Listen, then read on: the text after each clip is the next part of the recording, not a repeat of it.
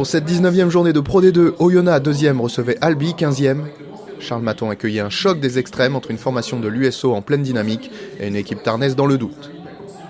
Les joueurs de l'Ain ont réalisé l'exploit en gagnant à Aurillac lors de la 18e journée. Les Albigeois, de leur côté, ont perdu chez eux contre Mont-de-Marsan. Après une bonne entame du SCA, les Oyomènes se mettent en action sur un groupé pénétrant à hauteur des 22 mètres. Le talonneur Quentin McDonald s'échappe de ce maul mais est repris à 10 mètres de la ligne. Morifa Savalou relève le ballon et percute à son tour. Fabien Cibret est au relais et sert Viliami Mahafou lancé. Le Tongien marque entre les poteaux.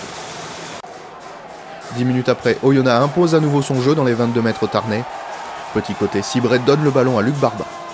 Botica sert Tofa. Le centre peut donner à Duc Kodjo mais il est stoppé devant la ligne. Fabien Cibret insiste alors à nouveau près de la ligne avec ses avants puis revient petit côté. Il sert McDonald qui d'une belle passe à une main offre le deuxième essai à Kodjo. Les Rouges et Noirs dominent complètement ce match. Dans les 40 mètres, Cibret ouvre pour Mahafou qui réussit à prendre l'intervalle. Le Tongien fait parler sa technique, feinte la passe mais est repris. Le troisième ligne réussit à servir Daniel Ikpefan à l'intérieur pour le troisième essai d'Oyonnax. C'est l'essai du bonus offensif. Le festival de l'USO continue. Sur une pénale touche, l'alignement rouge et noir sert dans le trou Morifa Savalou, lancé à pleine vitesse. Le Samoan marque en force le quatrième essai. Oyonnax consolide son bonus. Le calvaire continue pour Albi. Alors que les Tarnais sont à l'attaque devant les 22 mètres, McDonald intercepte une passe de Kehei. Le talonneur néo-zélandais s'échappe et trouve du soutien. Sur le petit côté, Georgi Webkadze sert sur un pas Fabien Cibret le long de la ligne de touche.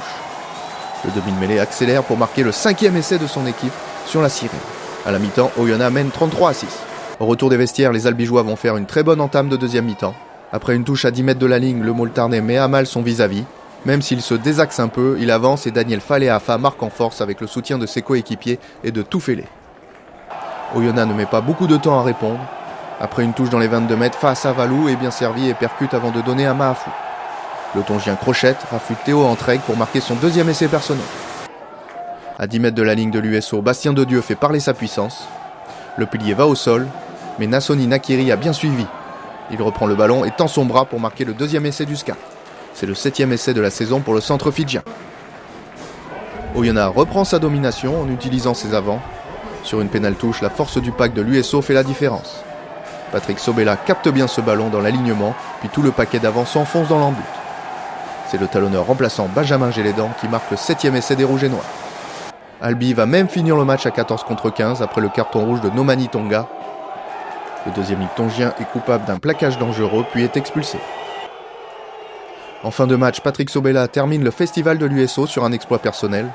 Le troisième ligne gratte un ballon dans un ruck, puis se crée un espace sur les 22 mètres et marque en solitaire le 8e essai de son équipe. Oyonnax l'emporte largement avec le bonus offensif devant Albi 54-16.